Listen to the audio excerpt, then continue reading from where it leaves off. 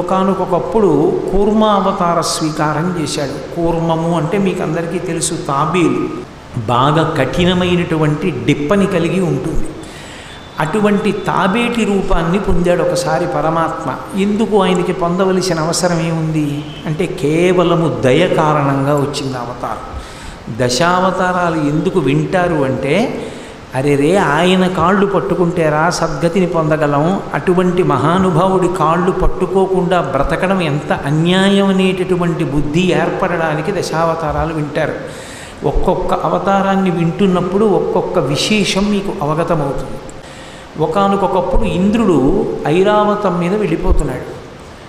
ఎదురుగుండా దుర్వాసో మహర్షి వచ్చారు. దుర్వాసో మహర్షి అంటే సాక్షాత్ పరమశివుని యొక్క అవతారం.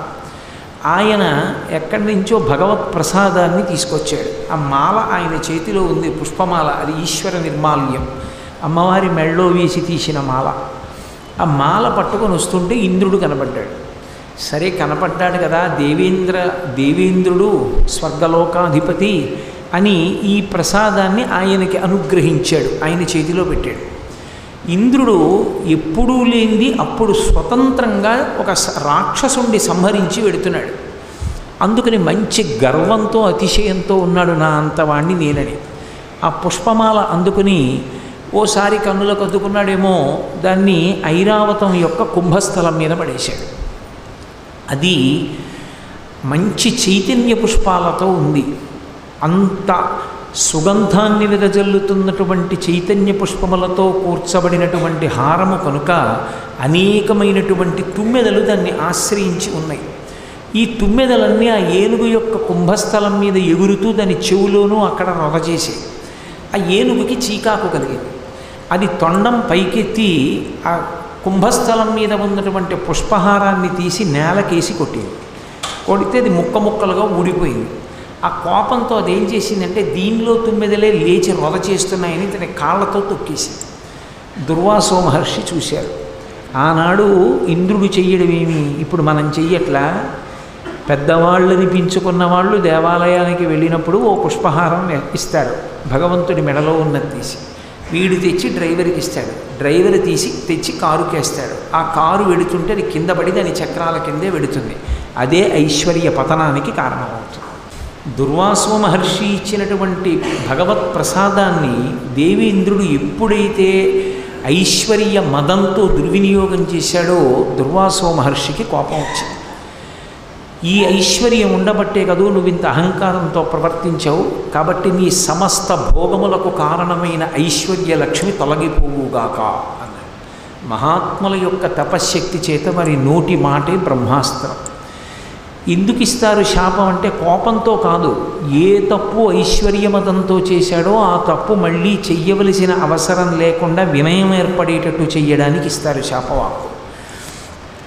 ఇప్పుడు దేవేంద్రుని ఆశ్రయించి ఉన్నటువంటి రాజ్యలక్ష్మి ఐశ్వర్యలక్ష్మి అన్నీ వెళ్ళి సముద్రంలో కలిసిపోయాయి. సముద్రంలో పడిపోతే ఈయన రాజ్యహీనుడైపోయాడు. ఈయన రాజ్యహీనుడైపోవడం అంటే పరమేశ్వరుడు తలుచుకుంటే ఎంతసేపు అండి? ఇవాల్టి వరకు పరమైశ్వర్యంతో ఉన్నవాడు రేపటికి తనని ఎవరూ గుర్తుపెట్టకుండా ఎత్తైన గోడలున్న ఇంటి ముందు ఆ గోడ యొక్క క్రీనీడలో భిక్షాటన చేస్తాడు. కాబట్టి లక్ష్మి పతనం అయిపోవడం అంటే ఈయనకి భోగం పోయింది, మరి ఎవరికి అవ్వాలి?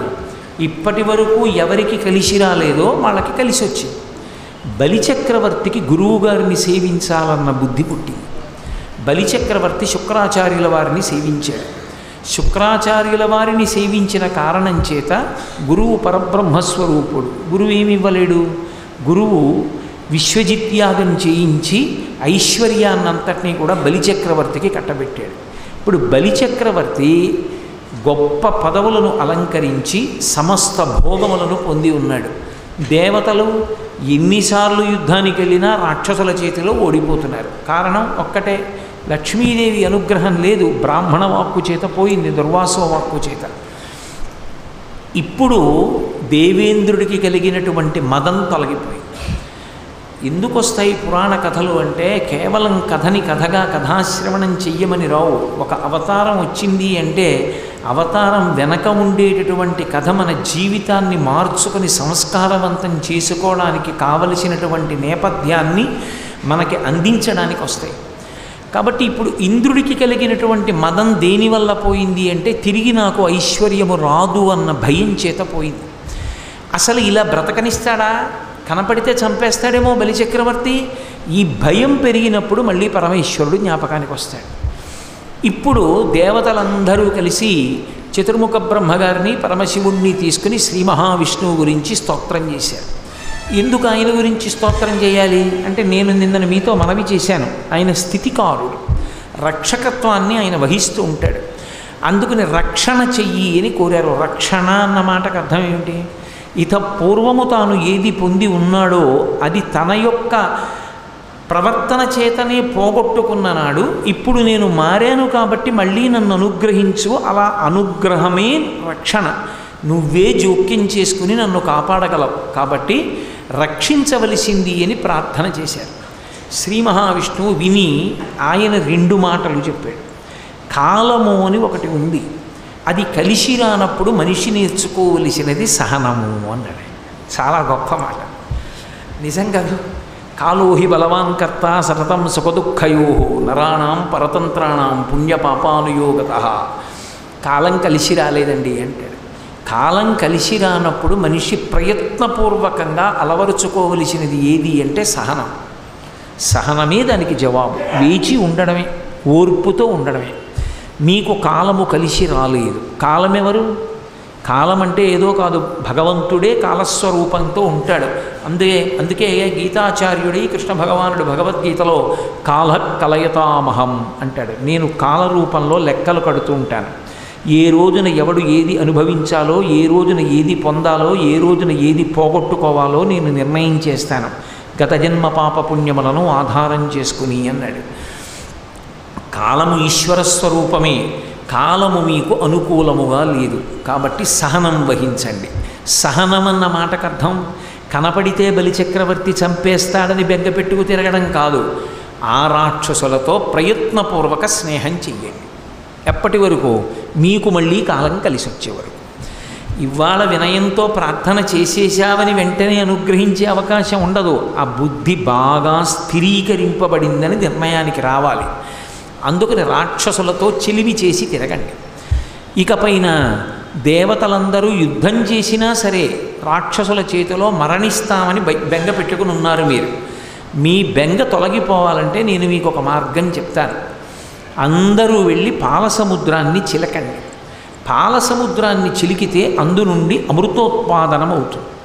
ఆ అమృతము ఉత్పాదింపబడినప్పుడు ఆ అమృతాన్ని తాగితే దేవతలకి ఇక పైన జర అంటే వృద్ధాప్యము కానీ, మృత్యువు కానీ, భయము కానీ ఉండవు. మీరు దేవతలని గెలవగలుగుతారు. అందుకని అమృతోత్పాదన యత్నము చెయ్యండి.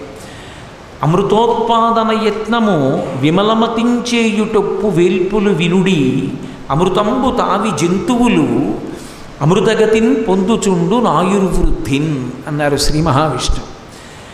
నేను చెప్పిన మాట మీరు బాగా వినండి. అమృతోత్పాదన యత్నము విమలమతించేయుటొప్పు వేల్పులు వినుడి. ఓ దేవతలారా, మీ అందరూ కూడా అమృతాన్ని ఉత్పాదన చేసేటటువంటి ప్రయత్నం చెయ్యడం విమలమతించేయుటొప్పు. విమలమతిన్ అంటే నేను చెప్పిన మాట నమ్మి ఈ ప్రయత్నమునందు పూనిక వహించడం మీకు తగినటువంటి కార్యం. కాబట్టి మీరు అది చెయ్యండి. అమృతం వస్తే ఏమవుతుంది? అమృతం తాగితే దాని వలన ఆయుర్వృద్ధిన్, ఆయువు పెరుగుతూ ఉంటుంది తప్ప ఆయువు క్షీణించదు. ఆయువు క్షీణించడము అన్న మాటకు అర్థం ఏంటి? వికారమును పొందుట. వికారమును పొందితే ఆయువు క్షీణించింది అంటారు. ఇటువంటి వికారములు మీకుండవు. ఆయుర్వృద్ధిన్ అంటే ఎంతకాలం ఉన్నా కూడా ఇంతకాలం ఉన్నానని చెప్పడమే కానీ వెళ్ళిపోతానన్న మాట అనవలసిన అవసరం ఉండదు. శరీరాలతో ఉంటారు. అప్పుడు మీకు సగం భయం పోతుంది. మీకేమిటి భయం? బలిచక్రవర్తి చంపేస్తాడేమో. అసలు ముందు ఈ భయం పోతుంది. భయాలన్నీ దేన్ని ఆవహించుంటాయంటే చచ్చిపోతానేమోనన్న మాటను ఆవహించుంటాయి. కాబట్టి ఇప్పుడు ఆ మాట ఉండదు కాబట్టి మీకు భయం ఉండదు. కాబట్టి మీరు చక్కగా వెళ్ళి అమృతోత్పాదన యత్నం చెయ్యండి. అయితే లక్ష్మి అంతా కూడా వెళ్ళి సముద్రంలో పడిపోయి ఉంది. ఇప్పుడు ఆ సముద్రంలో ఉన్న లక్ష్మి పైకి రావాలి. సముద్రంలో ఉన్న లక్ష్మి పైకి రావాలి అంటే దానికి ఒక్క మార్గం ఉన్నది. పాల సముద్రాన్ని చిలకాలి. పాల సముద్రాన్ని చిలకడానికి కవ్వంగా ఉపయోగపడేటటువంటి పదార్థం ఒక్కటే ఉంది, అదే మందర పర్వతం. మందర పర్వతాన్ని పైకి తవ్వి ఎత్తి పట్టుకోవాలి. మందర పర్వతాన్ని తవ్వడానికి కావలసినటువంటి సాధన సంపత్తులు మీ దగ్గర ఉన్నవి పనికిరావు. అందుకని దేవతల యొక్క శిల్పి అయినటువంటి త్వష్టని ఆశ్రయించండి. చిత్తా నక్షత్రానికి త్వష్ట అధిదేవత. అందుకే చిత్తా నక్షత్రంలో ఎవరైనా పుడితే హోమం చేస్తారు, శాంతి హోమం చేసి త్వష్ట ఇదం నమమా అంటూ హవిస్సిస్తారు. ఆ త్వష్టని ఆశ్రయించండి. ఆయన పదునైనటువంటి తౌగాళ్ళు సిద్ధం చేస్తాడు. వాటితో భూమిని తవ్వండి. తవ్వి రోకళ్ళు భూమిలోకి దింపండి. దింపి కదపండి, పైకి ఎత్తండి, దాని మూలం కదులుతుంది. ఆ పర్వతం కింద పడిపోకుండా రాక్షసులు దేవతలు తమ తమ బలాలు చెప్పుకొని జాగ్రత్తగా ఎత్తి పట్టుకుని సముద్రం దగ్గరికి తీసుకెళ్ళండి. సముద్రంలో దింపండి. దింపి చిలకండి. చిలికితే అందులోంచి అమృతోత్పాదనం అవుతుంది. అమృతానికి ముందు హాలాహలం కూడా వస్తుంది, జాగ్రత్తగా ఉండండి. అందులోంచి లక్ష్మీ, కామధేనువు, కల్పవృక్షము, పూర్వం స్వర్గలోకంలో దేవేంద్రుడి యొక్క సమస్త భోగములకు కారణమైనటువంటి సాధన సంపత్తులు ఏవి దుర్వాసో మహర్షి యొక్క శాపవాక్కు చేత అంతర్ధానమైపోయాయో అవన్నీ మళ్ళీ పైకి వస్తాయి. అప్పుడు ఇంద్రుడికి ఐశ్వర్యం కలుగుతుంది. అందుకని మీరందరూ వెళ్ళి క్షీరసాగర మథనం చెయ్యండి అన్నాడు. సరే, వెంటనే వెళ్ళారు. ఈ దేవతలు రాక్షసులతో స్నేహం చేశారు. వాళ్ళందరూ కనపడగానే రాక్షసులు దేవతల్ని చంపేస్తూ ఉన్నారు. బలిచక్రవర్తి అన్నాడు తప్పు. ఆయన ధర్మం అయింది. రాక్షసులైనంత మాత్రాన ధర్మం లేకుండా ఉండరు. రాక్షసులలో ప్రహ్లాదుడు లేడు, మహానుభావుడు. ప్రహ్లాదుడి మనవడు బలిచక్రవర్తి. మనని ఆశ్రయించి స్నేహభావంతో వచ్చిన వాళ్ళని సంహరించకూడదు. అందరం కలిసి అమృతోత్పాదన యత్నం చేద్దాం రెండన్నాడు. అందరూ వెళ్ళారు. తౌగాళ్ళు పెట్టి తవ్వారు, రోకళ్ళు దింపారు, గుణపాలు దింపారు, పర్వతాన్ని చేతులు పట్టుకుని ఊపారు. మెల్లగా అది కదిలింది. దాని కిందకి చేతులు దింపారు. తమ తమ బలాలు చెప్పుకున్నారు, బిరుదులు చెప్పుకున్నారు. మందర పర్వతాన్ని పైకెత్తారు. జాగ్రత్తగా ఒబ్బిడిగా అడుగులేయండి అన్నారు. ఆ పర్వతాన్ని పట్టుకుని అడుగులో అడుగేసుకుంటూ సముద్రం దగ్గరికి తీసుకొస్తున్నారు. ఎంత జాగ్రత్తగా తీసుకొస్తున్నా అది మందర పర్వతం, పెద్ద పర్వతం. ఆ పర్వతం ఒక పక్కకి ఒరిగేటప్పటికీ ఆపలేకపోయారు. ఆ పర్వతం నేల మీద పడిపోయింది. పడిపోవడంలో దాని కింద పడి కొన్ని వేల మంది రాక్షసులు దేవతలు శరీరాలు విడిచిపెట్టేశారు, చనిపోయారు. ఒరే, మనం బుద్ధిహీనులనరా, విష్ణువు మాట వినడం ఏమిటి, ఆయన మందర పర్వతం తవ్వమంటే తవ్వడం ఏమిటి, ఇది కృతజ్ఞత అంటే. ఇది చూస్తాడు ఈశ్వరుడు. ఈ విషయంలో నిలబడగలరా అన్నది చూస్తాడు. మందర పర్వతాన్ని తీసుకెళ్ళి సముద్రంలో దింపేసి ఉంటే విష్ణువు చెప్పిన మాట మంచిది. మందర పర్వతం మేము ఎత్తగలమా అండి అని ఓ మాట అంటే ఆయన ఏమని ఉండేవాడు, మందర పర్వతం ఎత్తండి అంటే ఎత్తేస్తామని వెళ్ళిపోయారు. ఆయనదా తప్పు వీళ్ళదా? ఆ పర్వతం పడిపోయిన తర్వాత, ఇంతమంది చచ్చిపోయిన తర్వాత వాళ్ళ బలాలు స్మరించి అప్పుడు ఏడవడం మొదలుపెట్టారు. అయ్యో, ఈ మందర పర్వతం ఏమిటి, మనం తవ్వడం ఏమిటి, ఎత్తి పట్టికెళ్ళడం ఏమిటి, అసలు దీన్ని పాల సముద్రంలో ఎలా దింపుతాం, దింపాం పోది నెల తిప్పుతాం, ఎలా చిలుకుతాం? ఆయన చెప్పాడు, పో మనకు బుర్ర ఉండద్దు, మందర పర్వతాన్ని పైకెత్తడం ఏమిటి, కవ్వంగా చేద్దామని అని ఇప్పుడు ఏడుపు మొదలెట్టారు. తన మాట వమ్మైపోతోందని ఆధారం లేక ఏడుస్తున్నారు కాబట్టి, తను అన్న మాట మీద ప్రయత్నం అన్నది మొదలుపెట్టారు కాబట్టి నింద చేసినా తాను వచ్చాడు గరుత్మంతుని మీద. అది ఆయన దయ. ఏడవని వాళ్ళు నన్ను తిడుతుంటే నేను ఎందుకు వెళ్ళాలని లేదు, నా మాట నమ్మి ఎత్తారు కదా పర్వతం, నేను ఎడతానన్నాడు. ఆయన గరుత్మంతుణ్ణి అధిరోహించి వచ్చాడు. వచ్చి ఈ పర్వతమేనా పడిపోయిందని ఏడుస్తున్నారు అన్నాడు. అవును, ఆ పర్వతమే అన్నారు. ఆయన ఓసారి దాన్ని అలా చేత్తో హేళగా పైకెత్తి బొంగరాన్ని తిప్పినట్టు ఇలా ఇలా ఇలా చేత్తో తిప్పాడు. తిప్పి చేత్తో ఎత్తి ఇలా పట్టుకొని గరుత్మంతుని యొక్క మూపు మీద పెట్టాడు. పెట్టి, ఓ గరుత్మంతా, దీన్ని తీసుకెళ్ళి క్షీరసాగరంలో దింపు కవ్వంగా అన్నాడు. అలాగే మహానుభావ అని తన యొక్క మూపురం మీద పెట్టుకొని గరుత్మంతుడు తీసుకెడుతున్నాడు. ఇప్పుడు శ్రీ మహావిష్ణువు దేవతలందరికీ ఆధ్యక్షం వహించి ఆయన అన్నాడు, నేను చెబితే చేసే పని కాదు, నేను కూడా మీ దగ్గర ఉంటాను. సంతోషం కదప్పుడు, దగ్గరే ఉంటేను. మనందరం కలిసి క్షీరసాగర మథనం చేద్దాం. కానీ ఈ క్షీరసాగర మథనం చెయ్యడానికి మందర పర్వతాన్ని పాలసముద్రంలోకి గరుత్మంతుడు దింపినప్పుడు పట్టుకుని తిప్పడానికి ఒక తాడు కావాలి. ఆ తాడు లౌకికమైనటువంటి త్రాడు పనికిరాదు. మీ దగ్గరున్న తౌగాలులు పట్టుకుని ఈ పర్వతం చుట్టూ కూడా గాడి చెక్కండి, తాడు బాగా చుట్టుకుని పట్టుకుని ఉండడానికి.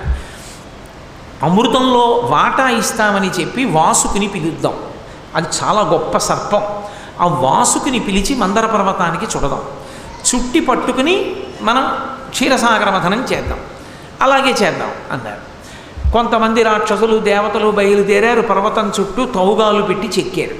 చెక్కితే ఇప్పుడు ఆ గాడిలోకి ఒరుసుకోకుండా మెత్తగా ఉన్న చోట వాసుకి అన్న సర్పాన్ని చుట్టచ్చు. ఇప్పుడు వాసుకిని పిలిచారు, ఆయన వచ్చాడు. శ్రీ మహావిష్ణువు యొక్క ఆజ్ఞ. ఆ వాసుకిని చుట్టారు.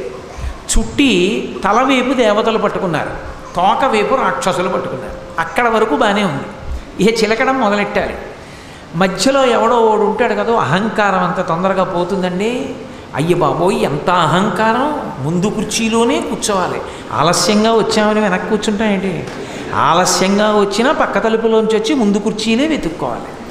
ఎంతంత బలహీనతలు! సభా మర్యాద ఉల్లంఘనంలో కూడా ధర్మం ఉండదు. కాబట్టి ఆ వాసుకుని తీసుకొచ్చి చుట్టి ఆ పాలసముద్రంలోకి దింపుతున్నారు. దింపుతున్నప్పుడు తలవైపు దేవతలు పట్టుకోవడం ఏమిటి, తోక మేం పట్టుకోవడం ఏమిటి? తోక అంటే కింది భాగం కదూ, కింది భాగాన్ని మేం పట్టుకోవడం ఏమిటి? తల భాగాన్ని దేవతలు పట్టుకోవడం ఏమిటి? మా మర్యాద ఏమైపోయినట్టు? అందుకని మేము తల భాగాన్ని పట్టుకోం, మేము తోక భాగం పట్టుకోం, మేము తల భాగమే పట్టుకుంటామన్నారు. అసలు కార్యం మొదలుపెట్టింది లేదు, అల్లరి ప్రారంభం. ఎందుచేత అంటే అహంకారం. మనిషి అసలు దాన్ని గెలవగలిగితే ప్రశాంతంగా ఉంటాడు. అదొకటి గెలవలేని నాడు ఎక్కడికి వెళ్ళినా ప్రశాంతంగా ఉండలేడు. కాబట్టి శ్రీ మహావిష్ణువు అన్నారు, దానికి ఏం పోయింది, తిప్పడం ప్రధానం. ముందు మందర పర్వతం తిరగాలి. తలవేపు పట్టుకున్నా తిప్పడమే, తోకవేపు పట్టుకున్నా తిప్పడమే. మనమే తోకవేపు గడిపోదాం, వాళ్ళే తలవేపుకి వస్తారన్నారు. అసలు తలవేపు పట్టుకోవడం ప్రమాదం పావుని, అది విషం చిమ్ముతుంది, అది దానికి బాధ కలిగితే.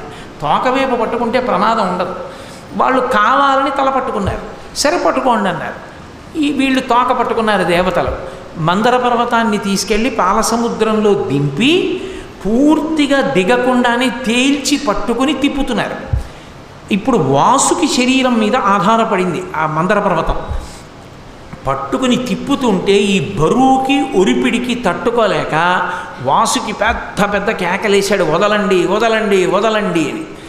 ఆ తిప్పేటప్పుడు దాంట్లో కొన్ని ఓషధులు, లతలు, తీగలు అన్నీ తీసుకొచ్చి పాలసముద్రంలో పడేశారు. తిప్పుతుంటే ఆయన ఈ బాధ తట్టుకోలేక గిలగిలా కొట్టుకోవడంలో పట్టు తప్పిపోయి మందర పర్వతం పాలసముద్రంలోకి ఒరిగిపోయిన తర్వాత ఏది వాసుకి చేతిలో ఉన్నాడు, పాలసముద్రంలోకి మందర పర్వతం వెళ్ళిపోయింది. ఎలా? ఇప్పుడు అందరూ ఆలోచించారు, అసలు మనం చేసింది బుద్ధి పొరపాటు. ఈయన చెప్పినవన్నీ చేసేస్తూ ఉంటాం మనం. ఎలా? కవ్వం నిలబడాలంటే కింద ఏదో ఒకటి ఉండద్దు. పాలసముద్రంలో ఏ ఆధారం లేకుండా మందర పర్వతాన్ని పట్టుకుని తిప్పగలమా మనం? తోక పట్టుకుని అటు ఇటు గట్టిగా పట్టుకుంటే పోని నించుంటుంది పర్వతం. అలా నించుంటే అమృతం ఎక్కడి నుంచి వస్తుంది? చిలకాలి. చిలకాలంటే దగ్గరికి వదులుతూ ఉండాలి, దూరం లాగుతూ ఉండాలి. అలా దగ్గరికి వదిలి లాగడంలో అది ఏమైపోతుంది? జారిపోతుంది. ఆధారం లేకుండా చిలకడానికి సిద్ధపడ్డం ఏమిటి? ఆధారం ఏది అన్నారు. ఆధారం ఏది అనేవాడు విమర్శించేవాడే కానీ పరిష్కారం చెప్పేవాడు ఉండడు. ఇప్పుడు మందర పర్వతం ఊంచుకోవడానికి కింద ఆధారం ఏది? అందుకని ఇప్పుడు ఆధారం ఎక్కడి నుంచి వస్తుందన్నారు. ఎన్ని అన్నా తను అన్న మాట నమ్మి సిద్ధపడ్డారు కాబట్టి, దేవతల మనసు మారింది కాబట్టి, వాళ్ళు పశ్చాత్తాపంతో ఉన్నారు కాబట్టి వాళ్ళని రక్షించడానికి ఎంత కిందకైనా వచ్చేస్తాడు ఆయన. అది ఆయన దయాగుణం. ఎందుకు వింటారు భగవంతుని యొక్క అవతారం అంటే ఆయన యొక్క దయని అర్థం చేసుకోవడానికి వింటారు. ఇన్ని తప్పులు చేస్తున్న వాళ్ళని క్షమిస్తున్నాడే, నేను ఏవో తప్పులు చేశాను అని బెంగ పెట్టుకుని భగవంతుడిని ప్రార్థన చేయడానికి వెనకంజ వేయవలసిన అవసరం ఎక్కడుంది? ఇకపైన తప్పులు చెయ్యను, చేసినవి చేశాను, ఈశ్వరా నన్ను మన్నించు అని త్రికరణ శుద్ధిగా అనగలిగితే పరిగెత్తుకు రావడానికి ఆయన ఎప్పుడూ సిద్ధంగా ఉంటాడు. అజ్ఞానినామయా దోషానశేషాన్ విహితాన్ హరే క్షమస్వత్వం క్షమస్వత్వం శేషశైల శిఖామణి అని నోటితో చెప్పడం కాదు, త్రికరణ శుద్ధిగా మనసుతో అనగలిగితే అవి ఎన్నైనా కానివ్వండి. క్షమస్వత్వం క్షమస్వత్వం ఎన్ని? అజ్ఞానినా మయా దోషాం అశేషాం విహితాం హరే. అశేషాం లెక్క పెట్టడానికి వీల్లేదు. అన్ని దోషాలు చేశాను. ఆ మాట అన్నావు కదూ, కాల్చేశాను, తీసేశాను పాపాలన్నీ. ఎప్పుడు త్రికరణ శుద్ధిగా అంటే నోటితో శ్లోకం వచ్చానంటే ఆయన ఏం దాన్ని స్వీకరించాడు. మనసుతో అన్నదాన్ని పరమేశ్వరుడు వింటాడు. కాబట్టి ఇప్పుడు వాళ్ళ పశ్చాత్తాపాన్ని గమనించాడు, దేవతల యొక్క వినయాన్ని గ్రహించాడు. తోకే పట్టుకుందాని రండిరా అంటే ఆయన మాట విన్నారు, తోక దగ్గరికి పోయారు. ఆయన చెప్పినట్టు చేద్దాం, ఆ పైన ప్రమాదం వస్తే ఆయనే ఉన్నాడు, మనకెందుకు, మనం ఆయనకి సలహా చెప్పేవాళ్ళమా అన్నారు. రాక్షసులలా విమర్శించలేదు. ఎవరు ఆయన యందు విశ్వాసము లేని వారై ఉన్నారో వారందరూ తరువాతి కాలంలో భోగాన్ని పోగొట్టుకుంటారు. అందుకే అమృతం దక్కలేదు రాక్షసులకి. ఎవరు భగవంతుని యందు విధేయతతో భక్తితో ఉన్నారో వాళ్ళని తానే కాపాడి అందిస్తాడు అమృతాన్ని. ఇవి ఎక్కడో ఉంటాయనుకోకండి. దేవతలు, రాక్షసులు, క్షీరసాగరమథనం, ఆది కూర్మం ఇవన్నీ బయట ఉండేవి కావు. యథార్థానికి అవతారం ఎందుకు చెప్పుకుంటారంటే అది అసలు నిత్య జీవితంలో మన అనుష్ఠానానికి పనికొచ్చే అవతారం. సరే, దాని గురించి నేను తర్వాత ప్రస్తావిస్తాను. పాల సముద్రంలోకి దింపినప్పుడు దాన్ని భరించగలిగినటువంటి ఒక పదార్థం ఒకటి కావాలి. ఆ పదార్థంగా భగవానుడే మారిపోయాడు. ఆ పదార్థము నీటి లోపల ఉండి వహించగలిగినదై ఉండాలి. నీటి లోపల ఉండి వహించగలిగి అంత పెద్ద మందర పర్వతాన్ని తీసుకొచ్చి వీపు మీద పెట్టినా కూడా శరీరానికి ఉరుసుకోకుండా, పైన డిప్పకి దెబ్బ తగిలినా శరీరానికి ఇబ్బంది రాకుండా నీటిలో ఉండగలిగిన ప్రాణి ఒక్క తాబేలి. అందుకే ఆయన కూర్మ రూపాన్ని ధరించాడు. ఇప్పుడు ఆ కూర్మం ఎంత గొప్ప కూర్మంగా తయారైంది అంటే పోతన గారు అన్నారు, ఆయన సుందరంబగు విష్ణుండు సురలతోడ. మహాసుందరాకారుడు శ్రీ మహావిష్ణువు. ఆయన అందం సామాన్యమైంది కాదు. ఒక్కసారి ఆయన వంక ఇలా కన్ను విప్పి చూస్తే ఇక కన్ను తిప్పడం కానీ ఆయన్ని స్తోత్రం చేయడం కానీ సాధ్యం కాదుట. విష్ణు దర్శనమైతే నోట మాట రాదు. ఎందుకు రాదు అంటే అసలు ఆ రూపాన్ని చూస్తూ అలా ఉండిపోతారట. చూపుల శ్రీపతి రూపము నాపోవక త్రావి త్రావి హర్షోద్ధతయై వాపుచ్చి మందమధురాలాపంబుల పొగడనదితి లక్ష్మీనాథున్ అంటారు పోతన గారు వామనమూర్తి ఘట్టంలో. ఆయన రూపాన్ని చూస్తే చాలు అంత పొంగిపోతారు. అటువంటి స్వరూపం కలిగినటువంటి సుందరుండగు విష్ణుండు సురలతోడ దేవతలని రక్షించడం కోసమని ఆయన కూర్మితోడ అత్యంత ప్రేమ దయా కలిగినటువంటి వాడై ఒక మహా కూర్మమయ్యే పెద్ద తాబేలుగా మారాడు. ఎంత పెద్ద తాబేలంటే సవరనై లక్షయోజనముల వెడలపునై అతి కఠినంబగు కర్పరమును 1,00,000 యోజనముల వెడల్పు కలిగినటువంటి పెద్ద తాబేలుగా మారిపోయాడు. దాని మీద ఉన్న కర్పరం అంటే డెప్ప అతి కఠినమై బహు కాఠిన్యంతో ఉంది. దాన్ని బద్దలగొట్టడం ఎవరికీ సాధ్యం కాదు. ఇంకా అంత కఠినమైనటువంటి డిప్పతో ఈ బ్రహ్మాండాన్నంతటినీ కూడా పట్టి మింగేస్తుందేమో అన్నంత పెద్ద నోరు తెరుస్తూ ముఖ గహ్వరమును అంత పెద్ద ముఖంతో ఈ సకల చరాచర ప్రపంచమునందలి జీవరాశులనెల్ల మృంగి లోనికి తీసుకుని పోగలుగు వెలది కడుపు, ఇంత ప్రపంచంలో ఉన్నటువంటి సమస్తమైనటువంటి జంతురాశినంతటినీ కూడా మింగి కడుపులోకి పెట్టుకోగలిగినంత పెద్ద కడుపుతోటి, దానితో పాటుగా విశ్వంబుపై వేరు విశ్వంబుపై పడ్డ ఆగిన కదలని ఎట్టికాళ్ళు, ఈ ప్రపంచం మీద ఇంకో ప్రపంచం వచ్చి పడిపోయినా సరే ఆ కాళ్ళు ఇలా ఆపితే మళ్ళీ మెల్లిగా అడుగులేస్తాడు. తాబేలు ఎప్పుడు కూడా మెల్లగా అడుగులేసి నడుస్తుంది. మెల్లగా నడవడానికి అత్యంత పేరు పొందిన ప్రాణులలో తాబేలు ఒకటి. అలా ప్రపంచం వచ్చి మీద పడిపోయినా సరే అది మాత్రం ఇలా మెల్లగా అడుగులు వేస్తూనే ఉంటుంది. అలా వెయ్యగలిగినంత బలము కలిగినటువంటిదై వెలికి లోనికి చనుదించు విపుల తుండము, లోపలికి బయటికి విడుతున్నటువంటి తుండంతో అంబుజంబుల పోలిడు వక్షయుగము, తామర పువ్వుల్లాంటి కన్నులతోటి సుందరుండగు విష్ణుండు సురలతోడ కూర్మి చెలువందనొక మహా కూర్మమయ్యే. ఆయన అత్యంత దయతో సుందరమైనటువంటి విష్ణువు ఒక మహాకూర్మముగా అంటే పెద్ద తాబేలుగా మారిపోయారు. మారిపోయి సముద్రం లోపల పడుకుని ఇప్పుడు నా మీద మందర పర్వతాన్ని ఉంచండి అన్నాడు. మీరు గమనించండి, ఆయన మందర పర్వతానికి ఆధారంగా తాబేటి రూపంలో పడుకుని ఉండొచ్చు. ఇప్పుడు ఆ తాబేటి యొక్క డిప్ప మీద మందర పర్వతాన్ని పెట్టారు. వాసుకుని త్రాటిగా చుట్టి తిప్పుతున్నారు. తిప్పుతున్నప్పుడు ఆయనకు ఉన్నటువంటి డిప్ప ఎంత ఉరుసుకుపోయి ఉంటుంది, ఆయన ఎంత ఖేదాన్ని పొంది ఉంటారు. అందులో క్షీరసాగర మథన సమయంలో శ్రీ మహావిష్ణువు పొందినంత ఖేదం ఆయన అవతారములలో ఇక ఏ అవతారమునందు కూడా ఆయన పొందలేదు. అంత కష్టాన్ని ఆయన మనసు అంత దిగులుని పొందేటటువంటి 2 విశేషాలు జరిగాయి కూర్మావతారంలో. అయినా కూడా ఆయన కదలలేదు. అది ఆయన దయకి ప్రతీక. ఏ 2 జరిగాయి అంటారేమో. ఒకటి, ఆ మందర పర్వతాన్ని ఆయన యొక్క డిప్ప మీద పెట్టి తిప్పుతున్నప్పుడు ఆయన తోక ఆయన యొక్క ముఖం కదుపుతుంటే అదేం చిన్న తాబేలు కాదు కనుక ఆ సముద్రంలో ఉండేటటువంటి ఎన్నో ప్రాణులు చనిపోయాయి. అన్ని ప్రాణులు చనిపోవడానికి తాను తాబేటి రూపంలో మందర పర్వతాన్ని వహించడమే కారణమని బెంగ పెట్టుకుని ఇన్ని ప్రాణులు చచ్చిపోయాయి, నేను చేసినటువంటి ఈ పాపం ఎలా పోతుందని అమృతోత్పాదనం అయిపోయిన తర్వాత పరమశివుణ్ణి ప్రార్థన చేశాడు శ్రీ మహావిష్ణువు. చేస్తే పరమశివుడు ప్రత్యక్షమై బెంగ పెట్టుకోకు, కాంచీపురంలో నేను పరమశివస్వరూపంగా వెలిసి ఉన్నాను, అక్కడికి వచ్చి నువ్వు నన్ను ఆరాధన చెయ్యి, నన్ను పూజ చేస్తే నువ్వు మందర పర్వతంగా పడుకున్నటువంటి కారణం చేత అక్కడ తాబేటిగా పడుకున్నప్పుడు మందర పర్వతాన్ని తిప్పడం వల్ల కలిగినటువంటి ప్రాణి సమూహానికి కలిగిన ఇబ్బంది వలన నీకు కలిగినటువంటి పాపం నుంచి ఉపశమనం కలుగుతుంది అంటే కచ్చపేశ్వర దేవాలయం అని ఇప్పటికీ కాంచీపురంలో ఉంది. మీరు ఆ ఆలయంలోకి వెళ్ళి చూస్తే లోపల రాగిరేకు మీద తాబేలు శివలింగాన్ని పూజ చేస్తున్నట్లుగా ఉండి శివలింగం ఉంటుంది. అక్కడే తాబేటి రూపాన్ని విడిచిపెట్టిన తర్వాత మళ్ళీ తాబేటి రూపంతోనే క్షీరసాగర మథనం జరిగినప్పుడు ఏ తాబేటి రూపంలో పడుకున్నారో ఆ రూపంలోనే వచ్చి శివలింగాన్ని అర్చన చేశారు. అంత ప్రఖ్యాతమైనటువంటి దేవాలయం కచ్చపేశ్వర దేవాలయం. శ్రీ మహావిష్ణువు యొక్క మనసుకి అంత ఖేదం కలిగినటువంటి అవతారం కూర్మావతారం. అంత బాధపడ్డాడు ఆయన. అక్కడతో పోలేదు. ఆయన కూర్మావతారం స్వీకరించినప్పుడు మనసుకి బాధ కలగడం కాదు, ఎప్పుడూ కలగని రీతిలో ఆయన శరీరానికి బాధ కలిగింది.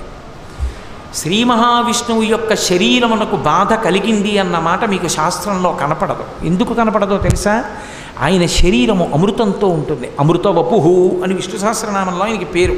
అమృతవపుహు అంటే శరీరము అమృతము అని. అందుకే దానికి ఖేదం ఉండదు. ఖేదము లేని విష్ణువు యొక్క శరీరము ఖేదము పొందిన ఏకైక అవతారము కూర్మావతారం. ఆయన శరీరం చాలా బాధపడిపోయింది. ఎందుకు బాధపడిపోయిందంటే ఎక్కడి నుంచి పుట్టింది హాలాహలం? హాలాహలం పాలసముద్రం పైనుంచి పుట్టలేదు. ఆ పాలవెల్లి లోపల అప్పటికప్పటికి మంద రాగము తిరిగన్ చప్పుడు నిండెన జండము చెప్పిడిదే మధుని చెవులు చిందరగొనియన్ ఆలోల జలధి లోపల నాలోనహి విడచి చొరల నసొరల బరపన్ గీలా కోలాహలమున హాలాహల విషము పుట్టె అవనీనాథ అన్నారు పోతన గారు. ఆ మందర పర్వతాన్ని తిప్పుతున్నప్పుడు ఆదికూర్మం యొక్క వీపు మీద ఉంది, లోపల ఉన్నాడు ఆయన. ఏ పాల సముద్రం లోపలున్నాడో ఆ పాల సముద్రం లోపల హాలాహలం పుట్టింది. హాలాహలం పుట్టి ఆయన ఒంటికి దాని సెగలు కొట్టే వేడి. అయినా ఆయన కదలలేదు. ఎందుకు కదలలేదో తెలుసా? ఒక్క కారణానికే కదలలేదు. నేను కదిలిపోతే మందర పర్వతం పడిపోతుంది. మందర పర్వతం పడిపోతే నన్ను నమ్మి పైనున్న వాళ్ళు వాసుకిని పట్టుకుని చిలుకుతున్నారు. ఈ హాలాహలం పైకి తేలి వాళ్ళు పారిపోతే అప్పుడు నేను పైకి లేస్తాను. ఒకవేళ వాళ్ళు కానీ అలాగే చిలుకుతుంటే హాలాహలం చేత నా ఒళ్ళు దహించుకుపోతున్నా నేను ఇలాగే ఉంటానని ఉండిపోయాడు ఆయన. ఆ ఉండిపోవడంలో ఆయన ఒళ్ళంతా కూడా వేడికి ఎంత తప్తమై బాధని పొందింది. ఇంత బాధ పొందితే అమృతోత్పాదనం అంతా అయిపోయిన తర్వాత అందరూ సంతోషంగా ఇంటికి వెళ్ళిపోయారు. ఇంత బాధ పొందిన విష్ణువు ఈ వేడి ఎలా పోతుందని ఆ వేడి పోక ఇప్పటికే అంటుంటారే, వేసవికాలం రాత్రి చల్లబడి పడుకున్నానండి, పగలంతా వేడికి తాపం ఏమిటో రాత్రి నిద్రపట్టలేదండి అంటారు. ఆ హాలాహలం పుట్టినప్పుడు తగిలినటువంటి తాపానికి విష్ణువుకి వేడి తగ్గలేదు. అమృతోత్పాదనం అయినా కూడా, లక్ష్మీదేవితో కళ్యాణం అయినా కూడా తగ్గకపోతే అప్పుడు మళ్ళీ పరమశివుణ్ణి ఆశ్రయించాడు. ఎవరో అర్థం బర్థం లేని వాళ్ళు శివకేశవుల మీద భేదం, శివకేశవులకి భేదం చెప్పాలి, కానీ అసలు మీకు ఎక్కడా శివకేశవుల మధ్య భేదము కానరాదు. భూతద్దాలు పెట్టుకుని వెతికి అక్కర్లేనివి సృష్టిస్తానన్న వాడికి జవాబు చెప్పేవాడు సృష్టిలో ఉన్నాడు. కాబట్టి మహానుభావుడు వెళ్ళి పరమశివుణ్ణి ఆశ్రయించాడు. నా ఒళ్ళు వేడెక్కిపోతోంది, ఎలా ఈ వేడి తగ్గాలని అడిగాడు. నేను కాంచీపురంలో ఏకాంబరేశ్వరుడనై ఉన్నాను. ఆ ఏకాంబరేశ్వరుడు తూర్పు దిక్కుని చూస్తుంటాడు. నా ఆలయానికి దగ్గరగా పశ్చిమ దిక్కు చూస్తూ నువ్వు నిలబడు. చంద్రకంఠేశ్వరుడిని పేరు. ఇప్పటికీ మీరు ఏకాంబరేశ్వరుడి దేవాలయంలో దర్శనం చేసుకుని బయటికి వచ్చి నటరాజస్వామి ఆలయానికి వెళ్ళేటప్పుడు ఇటు నటరాజస్వామి ఆలయం ఉంటుంది, ఇటు చంద్రకంఠేశ్వరుడు ఉంటాడు. తిరుమంగయ్యాళ్వారులు అక్కడ స్తోత్రం చేశారు కూడా శ్రీ మహావిష్ణు స్వరూపం మీద. ఇప్పుడు 2 విగ్రహాలు ఉంటాయి. ఒకటి కొద్దిగా ఛిద్రమైందని విగ్రహం పక్కన పెట్టి కొత్త విగ్రహాన్ని ప్రతిష్ఠ చేశారు. అక్కడ నిలబడ్డాడు. అక్కడ నిలబడితే పరమేశ్వరుని యొక్క జటాజూటములో ఉండేటటువంటి చంద్రవంక యొక్క చల్లతనం తగిలి శ్రీ మహావిష్ణువు యొక్క శరీరం చల్లబడింది. అంటే ఇంత కష్టపడ్డాడనడానికి 2 సాక్ష్యాలు కాంచీపురంలో ఉన్నాయి. ఒకటి కచ్చపేశ్వర దేవాలయము, ఒకటి చంద్రకంఠేశ్వర దేవాలయం. ఒకటి ఏకాంబరేశ్వర దేవాలయంలో ఉంది, ఒకటి కామాక్షి దేవాలయం నుంచి బయటికి వచ్చేసిన తరువాత కొద్ది దూరంలో చూస్తే పెద్ద శిఖరం కనపడుతుంది కచ్చపేశ్వర దేవాలయం. కచ్చపేశ్వర దేవాలయంలో ఇప్పటికీ ఆదికూర్మంగానే ఉన్నాడు. కాబట్టి అంత క్లేశాన్ని పొందినటువంటి అవతారం ఏ అవతారంలోనూ లేదు. ఆదికూర్మంగా ఆయన అంత కష్టపడ్డాడు. ఇంత కష్టం ఎవరి కోసం పడ్డాడు? ఏదో సరదాగా కష్టపడ్డవాడు కాడు. తనని నమ్ముకున్న దేవతల్ని ఒడ్డెక్కించడానికి తాను అంత కష్టపడ్డాడు. ఈ కష్టానికి కారణం దయ. అంత తప్పు చేసిన వాళ్ళు ప్రార్థన చేస్తే వాళ్ళని రక్షించడానికి ఇన్ని కష్టాలు పడి ఇంత దయ కలిగిన పరమాత్మ పాదాలు విడిచిపెట్టి ప్రపంచంలో కనబడ్డ ప్రతివాడికి నమస్కారాలు పెట్టద్దని నేను అన్నాం. వాణ్ణి నమ్ముకున్నాను, వీణ్ణి నమ్ముకున్నానని నమ్ముకోవలసిన వాడిని వదిలిపెట్టుకోవడం ఎంత దరిద్రం జీవితంలో. వాణ్ణి వదులుకోవడమా? లోకంలో మిగిలినవన్నీ నమ్ముకోవడమా? అవి నమ్ముకున్నా దక్కేవి కావు. వీడిని నమ్ముకుంటే జారిపోయేవి కూడా దక్కుతాయి. అందుకని అటువంటి పరమాత్మ స్వరూపం, అటువంటి దయ కలిగినది ఆదికూర్మం అంటే. అటువంటి మహానుభావుడై ఆ లోపలే ఉండిపోయాడు. ఉండిపోతే మందర పర్వతాన్ని ఆయన యొక్క ఆ డిప్ప మీద పెట్టి తిప్పారు. సరే, హాలాహలం వచ్చింది, హాలాహలాన్ని శివుడు భక్షించాడు. ఆ కథ పక్కన పెట్టండి. తర్వాత అమృతోత్పాదనమైంది. అమృతోత్పాదనమైతే అయిపోయిందా? మళ్ళీ రాక్షసులకు దక్కకుండా దాన్ని దేవతలకు మాత్రమే పంచిపెట్టడానికి మోహిని అవతారం స్వీకరించవలసి వచ్చింది. ఒకే అమృతోత్పాదనలో ముందు ఆదికూర్మం, పక్కన మళ్ళీ వేరుగా మోహిని అవతారం. ఈ 2 అవతారాలు ఎవరి కోసం? మధ్యలో ఉన్న దేవతలు తనని నమ్మి నిలబడినందుకు వాళ్ళని రక్షించడానికి. రక్షించి వాళ్ళకి అమృతాన్ని కట్టబెట్టాడు. కట్టబెట్టి పాలసముద్రంలోంచి మళ్ళీ కామధేనువు, కల్పవృక్షము, లక్ష్మీదేవి ఇన్ని పైకొచ్చేటట్టు చేసి ఇన్నిటితోటి దేవేంద్రుడు భోగభాగ్యాలతో స్వర్గలోకాధిపత్యం పొందేటట్టుగా అనుగ్రహించినటువంటి పరమదయాశాలి శ్రీ మహావిష్ణువు యొక్క అవతారమైనటువంటి ఆదికూర్మావతారం. అంత గొప్ప అవతారం. అందుకే ఆదికూర్మావతారాన్ని స్మరించిన, కూర్మావతారం గురించి ఒక్కసారి చదువుకున్న, కూర్మావతారం గురించి చెప్పిన, కూర్మావతారం గురించి విన్న విష్ణువు కాదుట, విష్ణువుతో పాటుగా 33 కోట్ల మంది దేవతలు ప్రీతి చెందుతారు. ఎవరు కూర్మావతారాన్ని తలుచుకుంటారో వాళ్ళు జ్ఞానాన్ని పొందుతారు. ఎందుకని అంటారేమో, ఇందులో ఒక పెద్ద చమత్కారం ఒకటి ఉంది. కూర్మము అంటే తాబేలు నిజానికి ప్రతి ఇంటిలో ఉండాలి. మనకి ఇప్పటికీ దేవాలయాల్లో తాబేళ్ళు ఉంచుతారు. ప్రతి దేవాలయంలో తాబేలు ఉంటుంది. పూర్వం ప్రతి నూతిలో ఒక తాబేలు నుంచేవారు. ఎందుకు తాబేటి నుంచుతారో తెలుసా? తాబేటి యొక్క దర్శనము మంగళ దర్శనం. అసలు క్షీరసాగరమథనం ఎందుకు వినాలి, కూర్మావతారం ఎందుకు వినాలి అని అడిగారు. కూర్మావతారం ఎందుకు వినాలో తెలుసా? చాలామందిని చూడండి, కొంచెం భగవత్ సంబంధం ఉండి కాస్త ఏదో భగవంతుడి గురించి 2 ఉపన్యాసాలు చెప్పే వాళ్ళందరికీ కూడా వచ్చేటటువంటి సమస్యల్లో, వచ్చేటటువంటి ఫిర్యాదులలో సాధారణంగా ఉండే ఫిర్యాదు ఒకటి ఉంటుంది. ధ్యానం చేద్దామంటే మనసు నిలబట్టలేదండి, ఏం చేయమంటారు? ధ్యానం చేస్తే మనసు నిలబడిపోతే తరించిపోయావు, అంత తేలిక. కొన్ని కోట్ల జన్మల నుంచి స్వేచ్ఛనిచ్చావు దానికి, విశృంఖల విహారం. ఇప్పుడు నువ్వు పిలిస్తే రమ్మంటే వస్తుంది. అది ఎంత సాధన చేస్తే వచ్చి నిలబడుతుంది? అంత తేలిక అది నిలబడదు. నిలబడదన్నది గుర్తుంచుకుంటే ఒక పెద్ద రహస్యం ఒకటి ద్యోతకం అవుతుంది. అందుకే శంకరులు భవజలధి మదనమందర అన్నారు. మదన శబ్దం ఎవరికి అన్వయమో తెలుసా? మన్మధుడికి.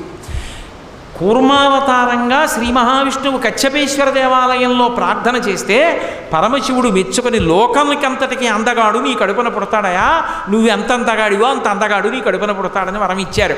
అప్పుడే మన్మధుడు పుట్టాడు. విష్ణువు యొక్క కుమారుడుగా మన్మధుడు పుట్టడానికి కారణం కచ్చపేశ్వర దేవాలయంలో పరమశివుడు ఇచ్చిన వరం. కాబట్టి ఆ శ్రీ మహావిష్ణువుని ఊతంగా తీసుకోవాలి. ధ్యానం చేసేటప్పుడు మీరు ఒకటి గుర్తుపెట్టుకోండి, అమృతం ఎక్కడి నుంచి పుట్టాలి? అమృతత్వం పుట్టాలి అంటే ఇక మళ్ళీ పుట్టవలసిన అవసరం లేని స్థితి కలగాలి అంటే అది బయట నుంచి లోపలికి రాదు, బయట కొనుక్కునేది కాదు. ఏమంటే నాకు అమృతత్వం ఇవ్వండి అంటే ఎవరివ్వరు, అమ్మకానికి ఏం దొరికే పదార్థం కాదు అది. అమృతత్వం అనేటటువంటిది ఎక్కడి నుంచి పొందాలి అంటే మృతత్వంలోంచి పొందాలి. అందుకే అమృతత్వాన్ని దేనిలోంచి పొందుతాడు అంటే తాను మరణించే స్వభావంలోంచి అమృతత్వంలోకి వెళ్ళగలిగినటువంటి స్థితిని పొందుతాడు. ఎలా పొందుతాడు అంటే ఎన్నో జన్మల నుంచి చేస్తున్నటువంటి పాపములకు అలవాటు పడిపోయిన మనసు ఎన్నో దుర్గుణాలన్నింటినీ కూడా తీసుకుని దగ్గర పెట్టుకుంటుంది. ఎంత చెత్త పోగేసి లోపల పెట్టింది, ఆ చెత్తంతా బయట ఉండదు, ఇక్కడే ఉంటుంది. కామక్రోధశ్చ లోభశ్చ దేహే తిష్టంతి తస్కరాః జ్ఞానరత్నాపహారాయ తస్మాత్ జాగ్రత్త జాగ్రత్త. ఇక్కడే ఉంటాయి ఆ గుణాలన్నీ. కామం ఎక్కడి నుంచో బయట నుంచి వచ్చి పట్టుకోదు, ఈ లోపల నుంచే పైకి లేస్తుంది. క్రోధం ఎక్కడి నుంచో రాదు, ఇక్కడి నుంచే పైకి లేస్తుంది. లోభం ఎక్కడి నుంచో రాదు, ఇక్కడి నుంచే పైకి లేస్తుంది. ఈ గుణాలన్నీ ఇక్కడే ఉన్నాయి. ఈ గుణాలన్నీ బయటికి పోయాయి అనుకోండి, హాలాహలం బయటికి పోయిందని గుర్తు. ఈ హాలాహలం బయటికి పోయేటట్టుగా భవజలది మదనమందర. మదనుడు అన్న మాటకు అర్థం ఏంటంటే మదించువాడు అని, మధిస్తాడు ఆయన. మదనుడు అన్న మాట ఎవరికి అన్వయం అంటే మన్మధుడికి. మన్మథ ఆయన మనస్సుని తిప్పుతుంటాడు. ఎప్పుడు ఎలా తిప్పుతుంటాడంటే కోరిక, ఏదో కోరిక సంకల్ప వికల్పాలు, అది కావాలి అది కావాలి అది కావాలి ఇది కావాలి తిప్పుతూ ఉంటాడు. పోనీ ఏదో అది పెట్టేశారని తృప్తి పొందుతాడా? బా ఇంకొద్దులేదు అంటాడు. ఇంకొద్దులేదు అన్నవాడు వదిలేస్తాడు అనుకుంటున్నారా? 2 రోజులు అవగా మళ్ళీ పట్టరాదని అంటాడు. కాబట్టి మన్మథ తిప్పుతుంటాడు, మనసునే ఎప్పుడు మధిస్తూ ఉంటాడు.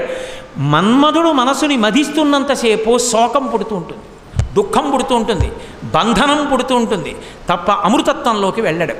అమృతత్వంలోకి వెళ్ళాలంటే ఈ మనసుని మదించడం వల్ల మన్మధుడు మదిస్తూ ఉండడం వల్ల వస్తున్నటువంటి దుష్టగుణములు తొలగిపోవాలి.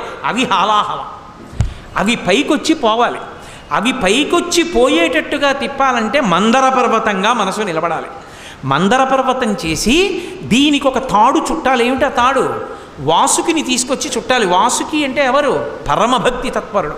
భక్తి అన్న త్రాటిని చుట్టాలి. అందుకే శంకరాచార్యులు వారి శివానంద లహరి చేస్తూ సదా మోహాటవ్యాం చరతి యువతీనాం కుచగిరౌ నటత్యాసా శాఖా స్వటతి ఝడితి స్వైరమభిత కపాలిన్ భిక్షోమే హృదయ కపిమత్యంత చపలం దృఢా భక్త్యా బధ్యా శివభవదధీనం కురు విభో అంటారు. ఇది కదిలిపోతోంది కోతిల, దీన్ని కట్టే ఈ భక్తిపాశాలతో అంటారు. భగవంతుని యందు భక్తి అనబడేటటువంటి తాటిని చుట్టి భగవంతుని యొక్క స్మరణలతో చిలకాలి. చిలుకుతున్నప్పుడు ఉంటుంది ఏమిటి అలాగా? అదేం ఉండదు. గుళ్ళోకి వెళ్ళండి, ఓ దేవాలయంలోకి వెళ్ళిన వాళ్ళందరూ దేవాలయ రాజద్వారం దగ్గర నుంచి దేవాలయం బయటకు వచ్చేసే వరకు భగవంతుని మీద మనసు పెట్టున్నారనుకుంటున్నారా? అక్కడ తప్ప అన్ని చోట్ల పెట్టుంటారు. కాబట్టి ఆ స్థితి నుండి బయటికి రావాలి అంటే మనసు భగవంతుని యందు నిలబడి దుర్గుణములను తొలగతోసుకోగలగాలంటే ఎందుకు మనసుకు అవన్నీ స్మరణలుగా వస్తుంటాయి? కామక్రోధ లోభ మద మోహ మాత్సర్యములనేటటువంటి 6 ఆశ్రయించడం వల్ల ఇవి బయటికి తొలగిపోయి భగవంతుని యందు మనసు నిలబడాలి అంటే మన ప్రయత్నంతో అయిపోతుందన్న సాధన కాకుండా శ్రీ మహావిష్ణువు ఆదికూర్మమై ఆధారమై నిలబడాలి.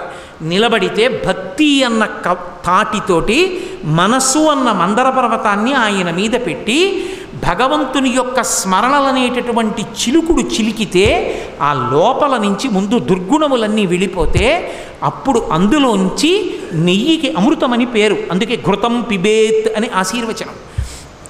నెయ్యి తినండి అని ఆశీర్వచనం చేయరు, నెయ్యి త్రాగండి అని ఆశీర్వచనం చేస్తారు. ఘృతం అంటే మీరు అమరకోశం చూస్తే ఘృతం అన్న మాటకు పర్యాయ పదం అమృతం. నెయ్యి, ఆవు నెయ్యి అమృతము పర్యాయ పదాలు. అమృతం తాగండి. అమృతం ఎక్కడి నుంచి వస్తుంది? నిన్న మీకు చెప్పాను కదా, పాలు కాచి తోడి పెట్టినటువంటి పెరుగులోంచి వస్తుంది. ఆ పెరుగు అంటే ఒకటి తోడుకుంది అన్న మాటకు అర్థం ఏమిటంటే, పాలు అంటే పాల సముద్రం, తెల్లగా ఉండేది సత్వగుణం.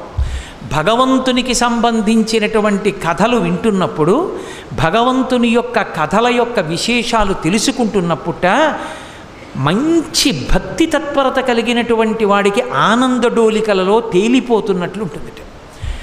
అసలు నాకు జపం ఎందుకయా, నాకు తపస్సు ఎందుకయా, చెప్పేవాడు ఉంటే చాలయా, నేను వింటూ తేలిపోతాను ఆనంద సాగరంలో అన్నాడు. అమరేంద్రాదుల కొల్చు భంగిజనులబ్జాక్షు సేవించగా విమల జ్ఞాన విరక్తి ముక్తి నొసగున్ వేయేల భూనాథ తత్కమలాధీశు కథాసుధారస నదీ కల్లోల మాలా పరిభ్రమమెవ్వానికినైన కర్ణయుగళీ పర్వంబు కాకుండునే. కథాసుధారస నదీ కల్లోల మాలా పరిభ్రమము, ఆ భగవంతుని యొక్క కథాశ్రవణం అనేటటువంటి సుధా సముద్రములో ఉండేటటువంటి ఆ కెరటాల మీద తేలిపోతట భగవత్ కథ వింటున్నప్పుడు. ఆ భగవత్ కథ విని ఆనందమును పొందడమే పాలసముద్రం. ఆ వినడం అనేటటువంటి గుణం కలిస్తే ఈ విన్నదాన్ని వెంటనే విడిచిపెట్టేసేటట్టుగా ప్రవర్తించకూడదు. లోపల మననం చేసుకోవాలి. కదలకుండా ఇంకొక దాని మీదకి దృష్టి వెళ్లకుండా ఏది విన్నామో దాన్నే స్మరించాలి. అదే తోడు పెట్టడం అంటే దాన్ని దీంతో కలిపి నించోపెట్టడం. భాండం అంటే ఇదే కుండ, శరీరం. ఇందులో తోడు పెడితే అది తోడుకుంటుంది, తోడుకుని గడ్డ కడుతుంది. అంటే భగవంతుని యొక్క రూప గుణ విభూతులకు సంబంధించిన స్మరణలు నిలబడతాయి. ఇప్పుడు దీనిలోకి భగవంతుని యందు నిరతిశయ భక్తి అనబడేటటువంటి తాడు కట్టబడినటువంటి మనసుని దింపాలి. దింపి స్మరణలని చిలకాలి. చిలికితే అందులోంచి వెన్న పైకొస్తుంది. ఈ వెన్నకి ఏమని పేరు అంటే నిరతిశయ ప్రీతి అంటారు. అంటే ఇక భగవంతుణ్ణి తప్ప ఇంకొక దాన్ని చూడలేడు. అస్తమానం ఆయనే జ్ఞాపకం వస్తుంటాడు. అన్నిటిలో ఆయన్నే చూస్తుంటాడు. ప్రాణేశ నీమంజు భాషలు వినలేని కర్ణరంధ్రంబుల కలిమియేల భువనమోహన నిన్ను పడగానగాలేని చక్షురింద్రియముల సత్వమేల దైతనీయధరామృతంబానగాలేని జిహ్వకు పలరుచి సిద్ధియేలా అంటుంది రుక్మిణీదేవి. అలా ఏది చూస్తున్నా సరే భగవంతుడే గుర్తొస్తుంటాడు. ఆ స్థితికి చేరిపోతే వెన్న. ఇప్పుడు ఈ వెన్నని జ్ఞానం అనేటటువంటి అగ్నిహోత్రం మీద కాలిస్తే దాంట్లోంచి వచ్చేటటువంటిదే నెయ్యి, అది అమృతం. అమృతం అంటే ఇక మళ్ళీ పుట్టవలసినటువంటి అవసరము లేని స్థితిని పొందుతాడు. తమసోమా జ్యోతిర్గమయ మృత్యోర్మా అమృతంగమయ. మృత్యువు నుండి అమృతత్వానికి వెడతాడు. ఈ అమృతత్వానికి వెళ్ళేటప్పుడు మొట్టమొదట అమృతము రాదు, హాలాహలం వస్తుంది. కారణమేమి? నీ మనసులో నువ్వు పెట్టుకున్నది ఇన్నాళ్ల నుంచి హాలాహలాన్నే పెట్టుకున్నావు.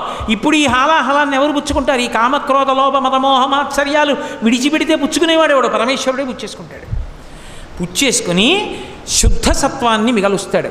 ఆ శుద్ధ సత్వాన్ని మిగల్చడానికి ధ్యానం చేసేటప్పుడు లోపల ఆధార భూమిగా తీసుకోవలసినది మహానుభావుడైనటువంటి ఆ ఆదికూర్మమైనటువంటి శ్రీ మహావిష్ణువే. ఆయనని ఆధారం చేసి మనసన్న మందర పర్వతాన్ని నిలబెడితే అప్పుడు అది తిరగడంలో ఇబ్బంది రాదు. మనస్సు అలా కదలకుండా ఉండాలంటే ఆధారం ఒకటి ఉండాలి.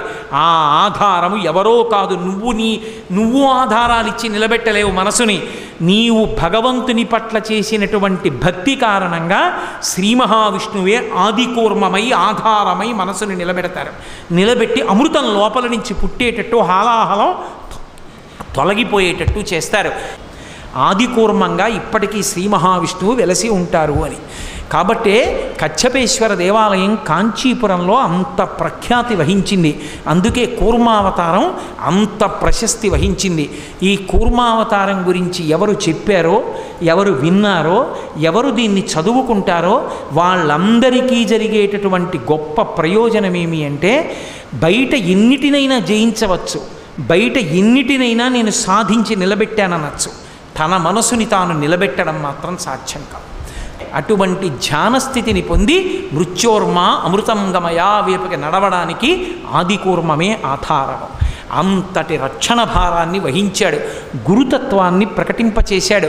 అందుకే ఇప్పటికీ ఆది కూర్మాన్ని ఉంచుతారు. ఇప్పటికీ పెద్ద పెద్ద దేవాలయాల్లో నీటి సరస్సు ఏర్పాటు చేసి తాబేళ్లను ఉంచుతారు. నా చిన్నతనంలో దేవాలయాలకు పెడితే తాబేళ్ళు ఉండేవి, వాటికి చక్కగా బొట్లు అవి కూడా పెడుతూ ఉండేవారు. వాటికి కాసిని శనగల్లాంటివి వేస్తే వచ్చి తింటూ ఉండేవి. తాబేలు ఎక్కడైనా కనపడితే నమస్కరించేవారు. ప్రతి నూతిలో ప్రతి చెరువులో ఎక్కడ చూసినా తాబేలు ఉండేది.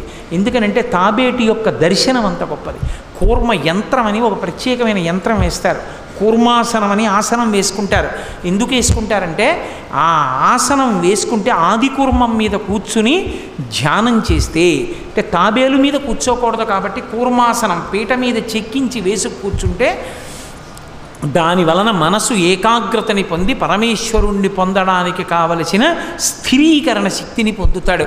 ఇన్ని లక్షణములను ప్రకటింపచేసినటువంటి మహోత్కృష్టమైనటువంటి అవతారము కూర్మావతారం.